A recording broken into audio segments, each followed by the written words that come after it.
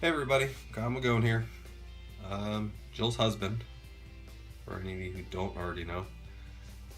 I was asked the other day on a live feed to do a course or a training video for husbands of Younique and etc. How to have a perfect marriage.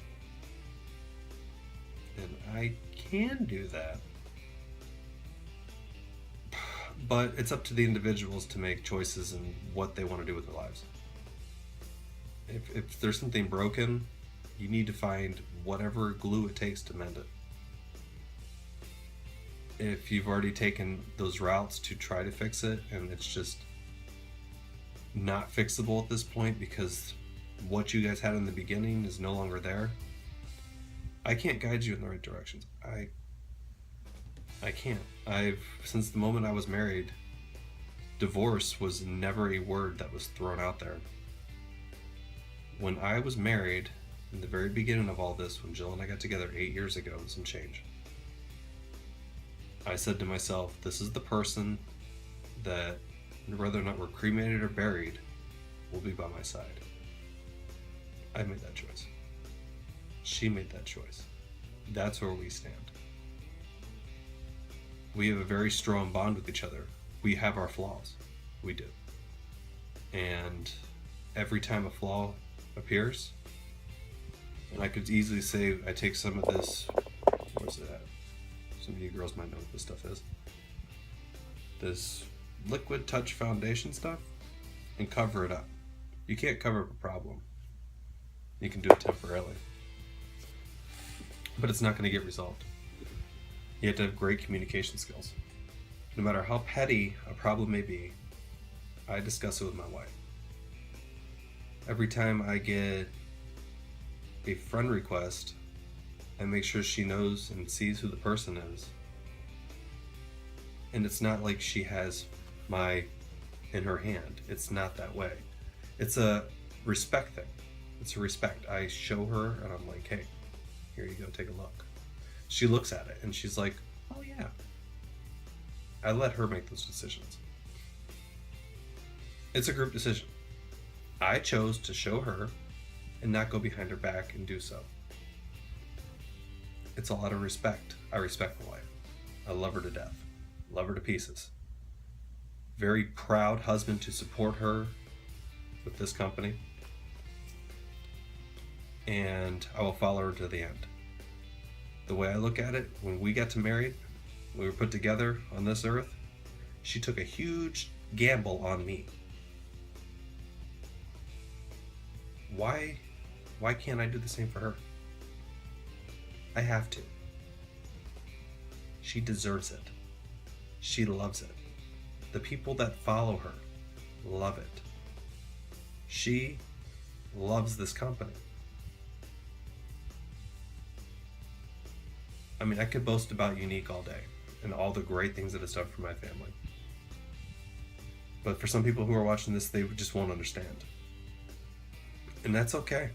You don't have to understand. But I challenge anybody to allow their wives to just take a chance. And if they decide to do something and they fall down, your ass better be there to pick them up. It better be there to pick them up. Because my wife has been there more than enough times when I tried to do something and I failed, and she was there to pick me up. And if she wasn't there to pick me up, I was strong enough to look through it and pull myself out. Our kids look up to us as role models.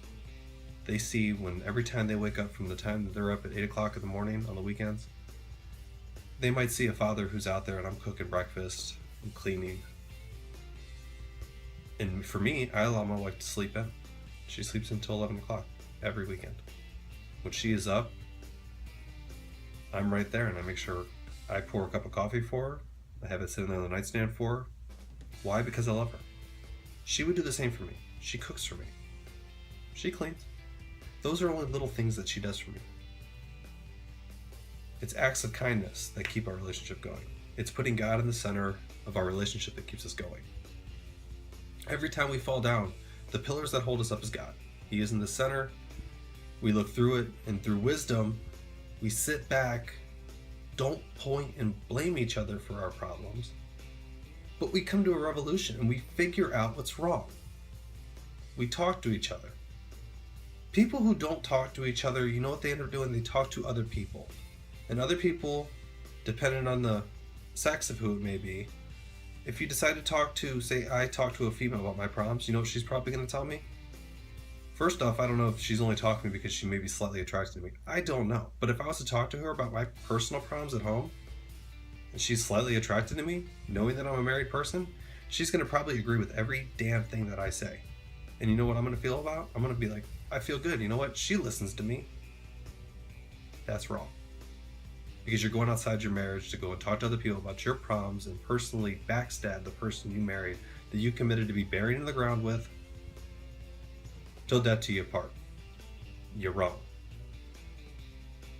Some people don't hold the same standards that I do. I hold myself up higher. I try to do better than I did yesterday, every single day. And I don't always hit those goals. Jill doesn't nitpick on me because of my flaws, and I don't do the same on her. I encourage her to do better every day. She encourages me to do better every day.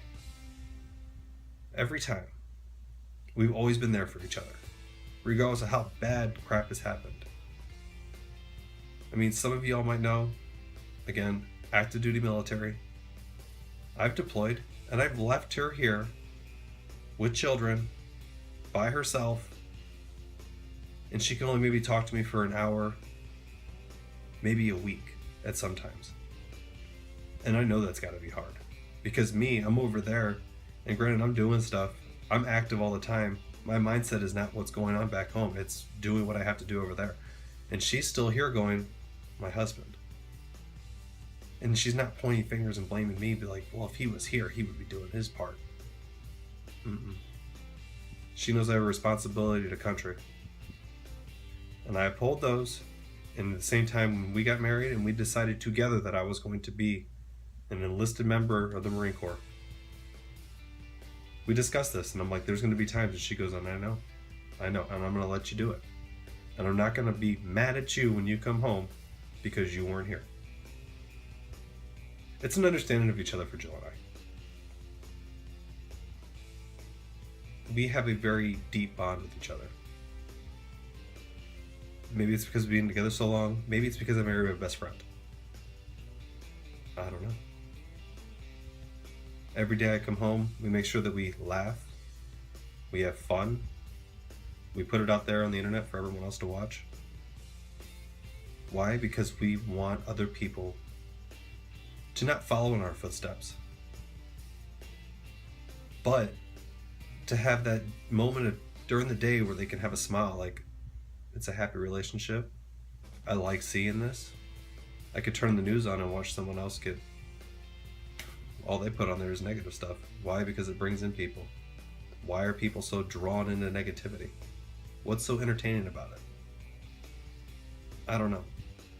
All I know is every time that I watch something negative, it makes me feel a little angry inside, which turns me into a dark person. And there's been times where I come home and I'm just mad to hell. Jill is quick to power check me and be like, why the hell are you mad? And it's unacceptable if I don't give her an answer. It's the same that goes for her. If she's mad, I need to know why.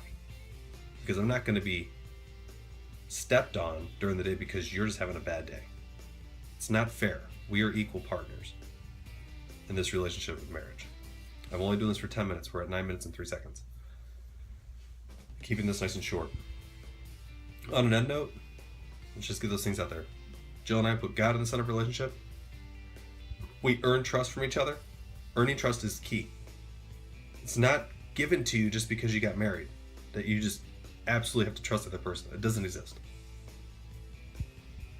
Our children, if you don't have children, we do. We're role models for them.